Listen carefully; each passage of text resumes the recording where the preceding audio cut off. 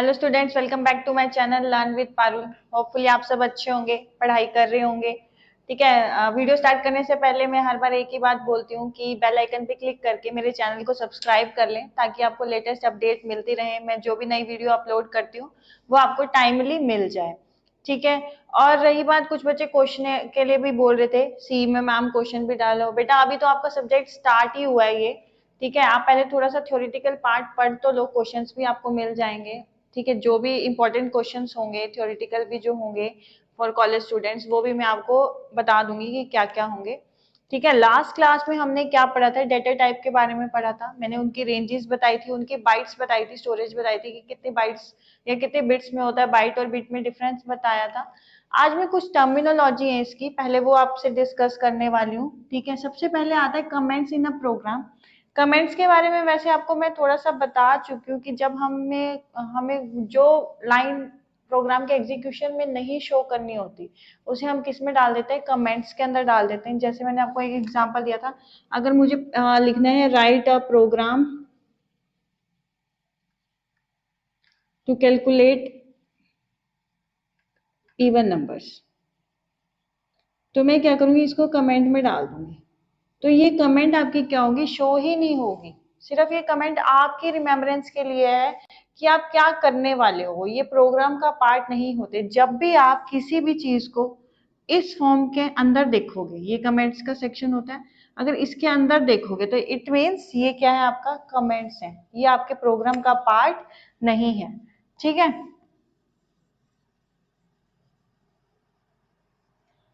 C comments are the statement that are never executed by the compiler. मैंने अभी यही बात आपको बोली है कि कंपाइलर क्या करता है, प्रोग्राम को एग्जीक्यूट करता है।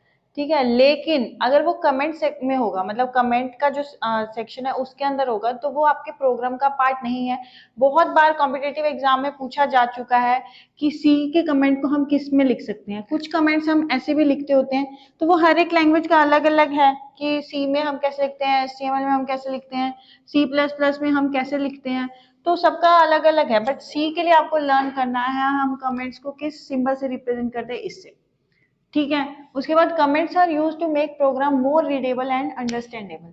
अब कमेंट्स किस लिए हम यूज करते हैं, बताया। मैं लिखूंगी write a program to this. अगर मान लो सपोज मैंने लिखा integer a is equal to 2, b is equal to 4 और c is equal to a plus b, और ये लिख दिया मैंने। अब सी के आगे अगर मैं कमेंट में ये लिख दूं कि यहाँ पे मैं क्या कर रही हूँ, ऐड कर रही हूँ, ऐड कर रही हूँ, तो ये आपका प्रोग्राम का पार्ट नहीं है, सिर्फ आपको बताने के लिए है कि आप इस वाली लाइन में क्या कर रहे हो, आप एडिशन कर रहे हो। ठीक है, तो कमेंट्स आप अपनी रिमेम्बरेंस के लिए, ताकि आपको याद रहे कि आपने इस लाइन में क्या किया था, उसके लिए आप कमेंट्स का यूज कर सकते हो। ठीक है, तो कमेंट्स क्या करता है, कंपाइलर क्या करता है, इग्नोर करके चलता है। ये सिर्फ क्या करता है, इंस्ट्रक्शन देता है प्रोग्राम में। जैसे यहाँ पे अभी मैंने बताया था कि एडिशन कर रहे हैं, तो क्या करता है, इंस्ट्रक्शन के लिए, खुद की रिमेम्बरेंस के लिए आप क्या यूज करते हो, कमेंट्स। और ये किसका पार्ट नहीं होता है, प्रोग्राम का पार्ट नहीं होता, कंपाइलर इसको एग्जीक्यूट नहीं करता है। ठीक है, नेक्स्ट आपका आता है असाइनमेंट स्टेटमेंट। अब मैंने असाइनमेंट ऑपरेटर भी बताया था आपको, ऐसे लिखते हैं हम, इक्वल टू। ठीक है, अगर मैं लिखती हूँ a इज इक्वल टू 2, इसका क्या मतलब है, 2 किसको असाइन है, a को, और जो a है वो असाइन कर रहा है वैल्यू क्या, 2। दोनों लाइन आपकी करेक्ट है।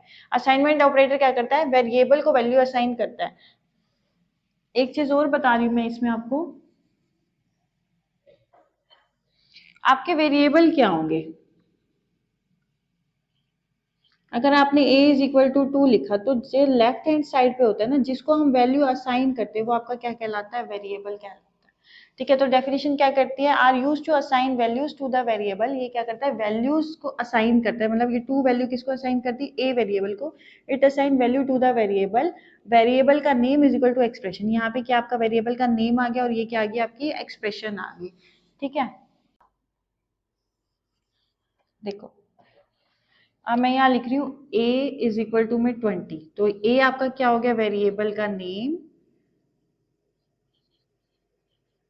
और 20 आपका क्या हो गया, एक्सप्रेशन। तो हम कह सकते हैं कि जो एक्सप्रेशन वैल्यू है वो असाइन की गई है किसको, वेरिएबल नेम को। ठीक है, अब ये इसका सिंटेक्स होता है main, variable name is equal to में एक्सप्रेशन, और लास्ट में जो ये सेमीकोलन है ये आपका किस लिए क्या होता है, ये टर्मिनेटर। लाइन को एंड करने के लिए, ठीक है। उसके बाद अब यहाँ देखो a इज इक्वल टू 20, तो मैं दोनों लाइन लिख सकती हूँ इसमें, सॉरी यहाँ 20 लिखते हैं।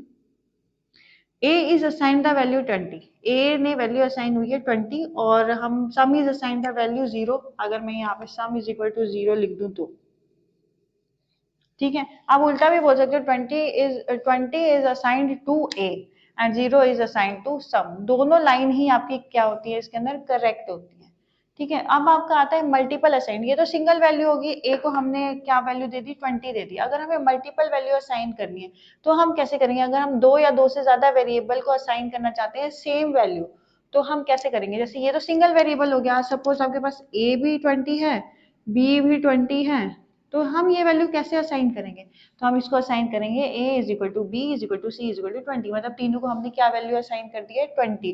और इसको सिंटेक्स कैसे होगा इसका, variable 1 is equal to variable 2 up to जो भी आपकी इज इक्वल टू में क्या होगी एक्सप्रेशन। आप वेरिएबल 1 के आपका a है, वेरिएबल 2 आपका क्या है b है, वेरिएबल 3 आपका c हो जाएगा, और एक्सप्रेशन आपकी क्या हो जाएगी 20 हो जाएगी। मतलब सभी वेरिएबल के नाम लिखो, उसके बाद जो भी वैल्यू है वो असाइन कर दो आपके वेरिएबल को, ठीक है। उसके बाद ये भी पॉसिबल है कि आप क्या कर सकते हो, जब आप डिक्लेयर कर रहे हो वेरिएबल को तभी आप वैल्यू असाइन कर दो। जैसे इंटीजर मैंने सम को वैल्यू दे दी 10, या मैंने डिक्लेयर किया ना कि सम वैल्यू किस में है, इंटीजर में है, तो उसकी वैल्यू हमने दे दी सम को।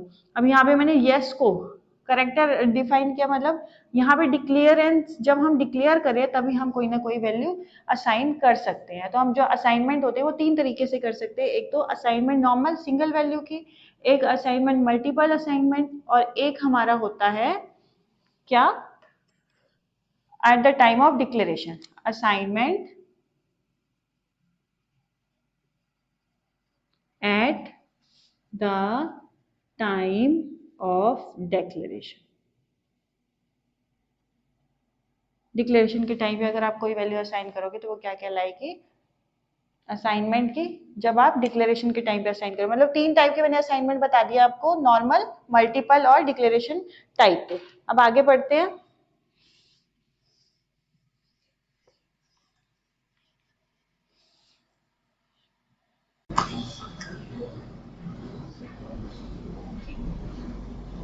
अब नेक्स्ट टॉपिक हम नेक्स्ट क्लास में पढ़ेंगे, आज के लिए इतना ही कर रहे हैं हम। आप अच्छे से ये जो टॉपिक्स हैं कवर कर लीजिए, और मेरी वीडियो अच्छी लग रही है तो आपको क्या करना है, मेरी वीडियो को लाइक करना है, और आप कमेंट सेक्शन में कमेंट भी कर सकते हो ताकि मुझे थोड़ी पॉजिटिव फील आए, ठीक है। Thank you so much.